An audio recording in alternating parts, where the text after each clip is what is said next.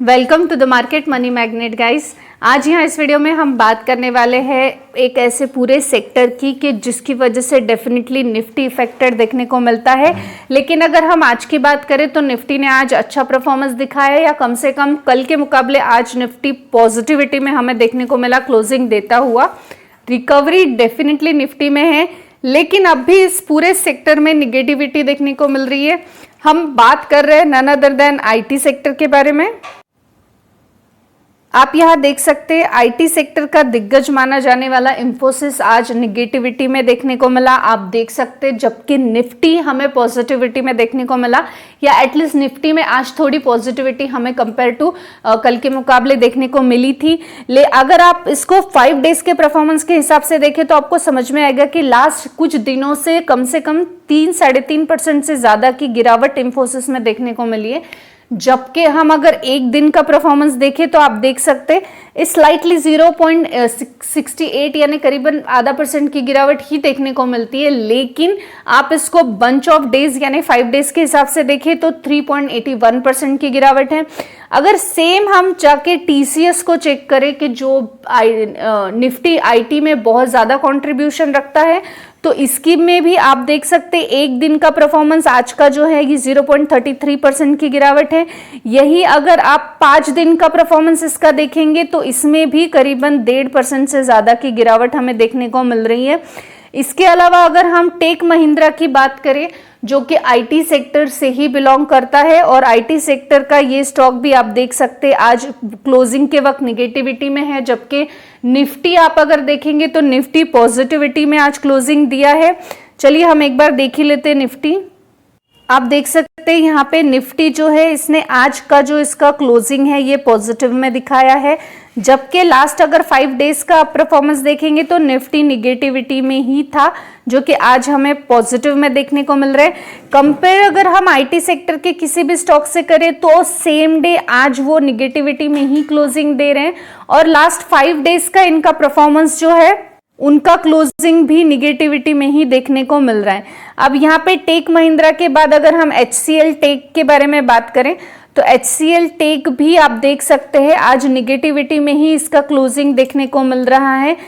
0.39% की निगेटिविटी यहाँ पे HCL टेक में आज के दिन देखने को मिल रही है। और अगर यही हम लास्ट 5 डेज का इसका परफॉर्मेंस देखें तो आप देख सकते हैं लास्ट 5 डेज में जो है ये करीबन 2.32% की गिरावट में ही देखने को मिला। एकदम अपोजिट चल रहा है आईटी सेक्टर निफ्टी के। अगर हम LTI माइंडट्री के बारे में बात करें तो आज LTI माइंडट्री भी 1.14% की निगेटिविटी में ही देखने को मिला। क्लोजिंग उसकी 1.14% निगेटिविटी से ही हुई है। लास्ट 5 डेज का परफॉर्मेंस देखें तो आप देख सकते 3.16% की निगेटिविटी के साथ हुआ है। अगर हम विप्रो की बात करें तो विप्रो में आज थोड़ा सा रिकवरी देखने को मिला, 1.25% का हम बता सकते हैं। 1.25% भी नहीं, 1.25% तो बहुत बोल दिया मैंने, 20.25% का जो है रिकवरी देखने को मिला। लेकिन यही अगर आप इसका लास्ट 5 डेज का परफॉर्मेंस देखेंगे तो वो भी करीबन 2.5% की गिरावट के साथ ही देखने को मिला है। तो इतना तो ये सारे आईटी के दिग्गज स्टॉक्स को देख के आपको समझ ही गया होगा कि पूरा निफ्टी आईटी सेक्टर इफेक्टेड है।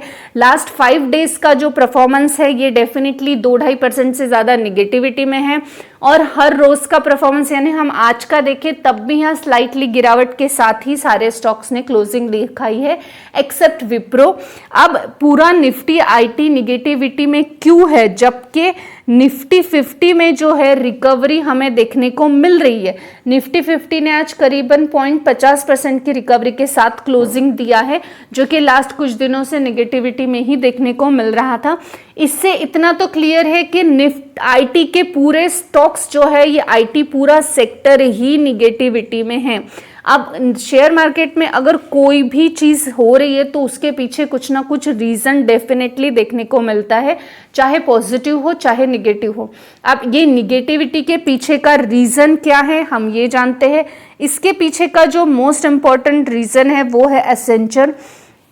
एसेंचर के जो क्वार्टर रिजल्ट का हाईलाइट आया है ईयर ऑन ईयर का, वो ईयर ऑन ईयर के हाईलाइट में हम कह सकते हैं कि जो रेवेन्यू ग्रोथ दिखाई गई है, ये रेवेन्यू ग्रोथ 4% से डेफिनेटली इंक्रीज हो रही है, लेकिन ये जो है एस्टिमेटेड ग्रोथ के बिलो है, यानी एसेंचर की जो एस्टिमेटेड ग्रोथ थी उसके बिलो देखने को मिल रही है।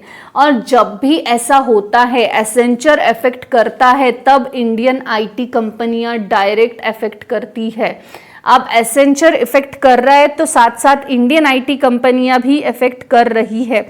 अब यहाँ पे जो है जो एसेंचर का एक पूरा समरी दिया है हाईलाइट में उन्होंने, उनके हिसाब से डेफिनेटली जो Q4 है उनका, उसमें रेवेन्यू बढ़ेगा लेकिन एस्टिमेटेड ग्रोथ से कम बढ़ेगा, जिस वजह से हम कह सकते हैं इंडियन आईटी कंपनियों में, जैसे हम इंडियन आईटी कंपनियों में से अगर आप देखेंगे टीसीएस के परफॉर्मेंस पे बेस होता है कि बाकी कंपनियों का परफॉर्मेंस कैसा होगा। ये बात आपने पहले भी सुनी होगी कि टीसीएस के क्वार्टर रिजल्ट पे डिपेंड है कि बाकी आईटी कंपनीज का भी क्वार्टर रिजल्ट कैसा निकल के आएगा। वैसे ही एसेंचर के क्वार्टर रिजल्ट के ग्रोथ पे डिपेंड है कि टीसीएस और बाकी इंडियन कंपनियों का ग्रोथ कैसा होगा। उस हिसाब से जो एसेंचर का एक एस्टिमेटेड ग्रोथ निकला है वो एक्सपेक्टेडली जो उनका एक्सपेक्टेशन था उससे कम है, जिसकी वजह से इंडियन आईटी कंपनियों में वीकनेस देखा जा रहा है। और इसके पीछे का एक और रीजन ये भी है कि जो मोतीलाल ओसवाल फाइनेंशियल सर्विसेज जो है, इनका एक एस्टिमेटेड निकल के आया है, इनका एक रिपोर्ट निकल के आया था कि टेक महिंद्रा जो है ये निगेटिविटी में देखने को मिलेगा 40% से, ठीक है, 40% से निगेटिविटी में देखने को मिलेगा। ये भी एक कारण रहा है कि टेक महिंद्रा ने अच्छा खासा निगेटिविटी दिखाई है। सेकेंड आप यहां पढ़ सकते, एसेंचर्स commentary implied near term weakness for Indian IT companies। और ये ब्रोकरेज ने मॉर्निंग में ही आज ये जो है एसेंचर्स कमेंट्री ने आज मॉर्निंग में ये स्टेटमेंट दिया, जिसके बाद पूरी की पूरा इंडियन आईटी सेक्टर जो है हमें निगेटिविटी में देखने को मिला, जस्ट बिकॉज के जो वीकनेस है ये इंडियन आईटी कंपनीज में देखा जा रहा है। और ये जो वीकनेस है ये कब कम होगा, तो सेकेंड हाफ फाइनेंशियल ईयर 24 में ये वीकनेस हमें कम होता हुआ दिखेगा, जबकि न्यू बजट साइकिल शुरू होगा 24 का, यानी फेब में आने वाले फेब तक, और नए प्रोजेक्ट जो है ये इंक्रीमिनेट किए जाएंगे ग्रोथ में। उस वक्त शायद ये जो वीकनेस है इंडियन आईटी कंपनी में ये कम होगा, ऐसा इस कमेंट्री में कहा गया है, इस एनालिटिक्स में कहा गया है कि एसेंचर का जो Q1 का गाइडलाइंस था उसका रिफ्लेक्शन डेफिनेटली इंडियन कंपनियों पे देखने को मिल रहा है। एसेंचर का परफॉर्मेंस एक्सपेक्टेशन से कम आया है तो प्रोबेबली इंडियन कंपनियों का परफॉर्मेंस भी एक्सपेक्टेशन से कम ही देखने को मिलेगा। और ये जो वीकनेस है next budget 24 financial year, next budget यानी फेब के बाद जब न्यू प्रोजेक्ट लॉन्च किए जाएंगे तब ये जो वीकनेस है ये इंडियन आईटी कंपनियों में से कम होता हुआ देखने को मिलेगा, ऐसा इस एसेंचर्स रिपोर्ट में कहा गया है। अब यहाँ पे अगर इस तरह का एक जो है वार्निंग साइन मिली है आईटी सेक्टर को, तो ऐसे में हमारा स्टैंड क्या होना चाहिए, क्योंकि एसेंचर्स कमेंट्री जो है इसके हिसाब से तो आने वाले कुछ मंथ जैसे अक्टूबर, नवंबर, दिसंबर, जनवरी, फरवरी, 4-5 महीने अभी आईटी सेक्टर इसी तरह वीकनेस में रहने वाला है, ऐसा उस रिपोर्ट के हिसाब से है। तो ऐसे में अगर हमारा स्टैंड क्या होना चाहिए, ये सवाल अगर हम खुद से करें तो हमने फंडामेंटली स्ट्रॉन्ग कंपनीज में इन्वेस्ट किया हुआ है। सिर्फ किसी कमेंट्री में इस तरह का कमेंट आ जाने से हम डेफिनेटली हमारा इंडियन आईटी सेक्टर डूबने नहीं वाला, हो सकता है अफेक्टेड हुआ तो हमें बाइंग अपॉर्चुनिटी बन रही है, ये चीज़ को फोकस में रखिए। एग्जिट करना, पैनिक होना कोई ज़रूरत नहीं है। जितना भी करेक्शन आएगा उसके बाद अच्छी ग्रोथ के साथ रिकवरी दिखाने का पोटेंशियल इंडियन आईटी सर्विसेज में है। लेकिन आपने अगर एकदम मिनी कैप, माइक्रो कैप या स्मॉल कैप किसी आईटी स्टॉक में इन्वेस्ट कर रखा है जिसका फंडामेंटल आपने अभी तक चेक नहीं किया है तो प्लीज़ कीजिए, क्योंकि अगर आपने फंडामेंटली वीक स्टॉक में इन्वेस्ट कर रखा है तो डेफिनेटली आपको वहाँ पे जो है आपका हार्ड एंड मनी लूज करने के चांसेस बनते हैं। आई होप गाइस आपको इन्फॉर्मेटिव लगी होगी। Thanks for watching.